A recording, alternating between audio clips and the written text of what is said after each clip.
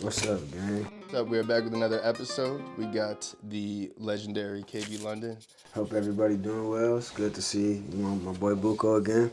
Yeah, I'm glad to be back. Last time I had some fun, so. You got a new album coming out, huh? Yeah, it's coming out about 3.5, 4 weeks, I want to say. Yeah, it's called Cold Day in Hell. I feel like it's very fitting. First solo project that I'm putting out, actually. I kind of been like anti-album, anti-project, because it don't really make sense for me to drop a album, but I think that it's collectively like the best work that I've done to date.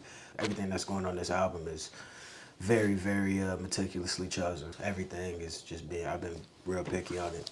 How many songs are on there? We're gonna have 13 songs, 4 features. All features are somebody that's pretty close to me. I did some of these songs for the first time like 6 years ago, I think. A couple of them I did probably in like 2022. Some of them are like super recent, but I think it's like my absolute best work. Why had you been anti-project for so long? You know, I look at things as a consumer as well. I feel like throwing out a collective project with like 13, 15 songs on it is just a lot for the consumer to take. It's not like I'm a little baby where somebody gonna sit down and go through an entire album. In a time period where you say as the consumer it's a lot to take in, do you think maybe coming out with an album might separate yourself from what's currently popular? Yeah, I do, but it's a lot of work that comes with that. I still think a single holds more weight because the way that the industry is now, it's very short attention span, like so TikToks, Instagram Reels, so things that fit well into that algorithm will bring me more notoriety and bring me more fans to listen to the rest of my music. And once they realize that I have,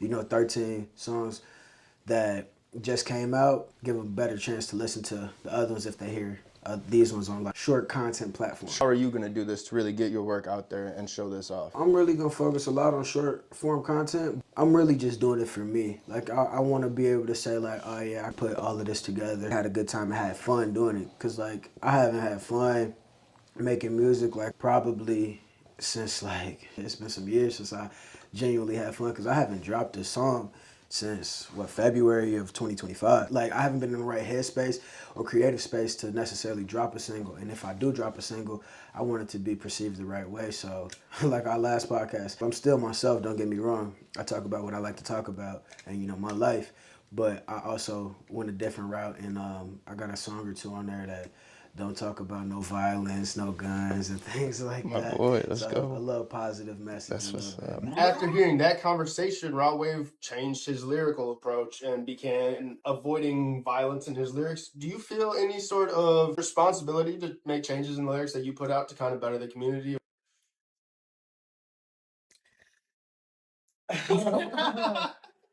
To be honest, no, I do. Because I've shared some of the songs with some people that I really trust their opinion. They told me that it's different, but it's still me. Was there ever a time where you doubted yourself, or do you just always find a way to look past? I think truthfully, bro, we all have places where we doubt ourselves. It shows to see what you really are made of. I haven't always been the most confident in every circumstance, but I pride myself on being unique and authentic and being myself. We all have our doubts, bro. Sometimes I thought like, am I doing the right thing or should I quit? But like the only way that I don't succeed is if I quit, bro. Yeah. So that's just how I look at it. How long have you worked on this album? I probably made the decision that I'm gonna actually drop an album in like November or December. I really started like forming it probably January or February. I'm actually dropping it on my birthday. And I'm also doing like an album release party. So I just want everybody to come out, have a good time, check out my music, and just really just have fun, bro. People haven't got together and just chilled and kicked it for a minute. And that way, everybody that I love, if they can make it, they're gonna make it. If not, I understand that, but it'll be a cool opportunity. What is gonna be like your next step in this dropping the album? I'm like 95% done. I'm waiting on a verse. I want to touch up my vocals on a couple tracks, and then I'm really done. As far as after that, after it's completely finished, I want to just make sure I go over it with the people that are like really closest to me, get their opinions on certain things, make sure it sounds as good as it possibly can. And after that, it's like short form content, whether that's, reels in the studio, TikToks. I might drop a single. I remixed Morgan Wallen's last night, and that one gets a lot of good feedback. So I've been meaning to, get that somewhere where people can actually listen to it as well as drop a visual for it. So it's just really about getting short form content, getting visuals done. So you mentioned just making a song for content. Do you find it difficult for the mindset shift to go from I'm creating something from within myself to something that I'm just trying to make that might do really good numbers? I don't really think it's much of a mindset shift because I've been trying my hardest to just make sure I have fun when I'm doing it. You know, a lot of the times when I record, I'm usually kicking it with the homies, but I want to make sure the music is always me, which is more so fun than anything else. Speaking of fun, what's your track you had the most fun on? What's your favorite track on it that's gonna be coming out? I like my probably the second track on the album. It's called "Be That, Let It Be That." I like that song a lot. It's pretty funny. It's 100 versus me. I'm the 8 gorilla glue, and I'm so hot that I can't see. Steady motion, always moving. But if it wasn't that one, it might be Kardashian. Wide body push, I call that bitch my Kardashian. Shorty off the boat, she still want me cause I'm African. And if it's not that one, I'd probably say Janet's song. It goes, first song was just like an intro, it's a little slower, and then it builds up. The second one, it's Be That, and then third is Kardashian. I got a track with Just Do It. I think it's Janet's song after that, if I'm not mistaken. I'll make sure you get the track list. What's the name Janet song from? It ain't really about no girl. It's like about Janet Jackson. I reference Janet Jackson and Michael Jackson in the song. I just like the way that I manipulated my words, like the sound of my words in that song, and I was just like, fuck it, Janet's song. Like one of my favorite albums, considered one of the best albums, is Dark Side of the Moon. That is meant to play straight through. So do you think that that is losing its place in today's day and age? I think it's kind of losing its like home here, but it's certain people like me. I like storytelling. You know, I like T Grizzly. I like, you know, speaker knockers. But it's a very specific and select audience for that. You know, some people actually listen for lyrics. Some people listen for beats. But I think that, you know, there's a place for it, but it's scarce. You know, to be honest, everybody's worried about making things that are, you know, upbeat, that are like quick, you know, short attention span stuff like we said. And it's just they trying to blow up, which, you know, is understandable.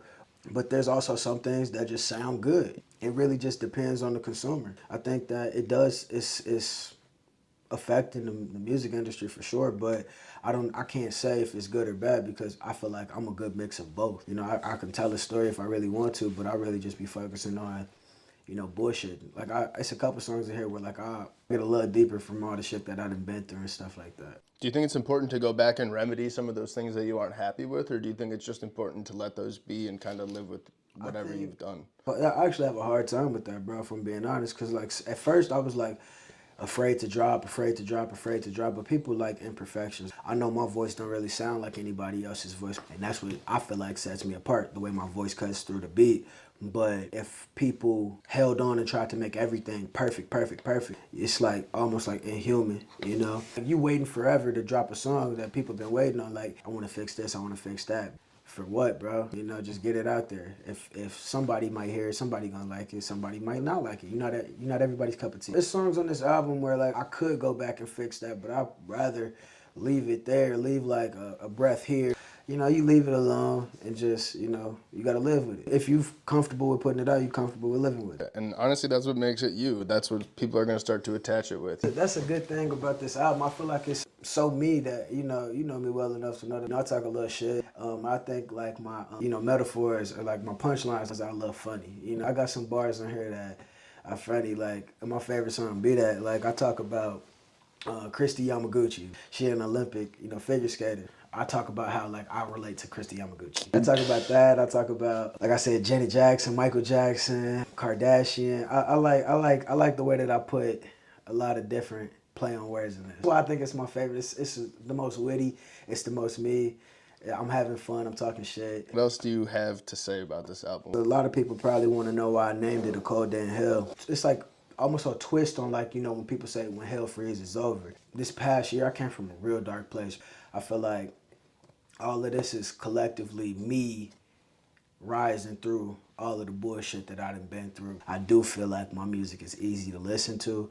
I think that my voice is pretty solid, it's unique, and I think that there's nothing else that really sounds like what I do.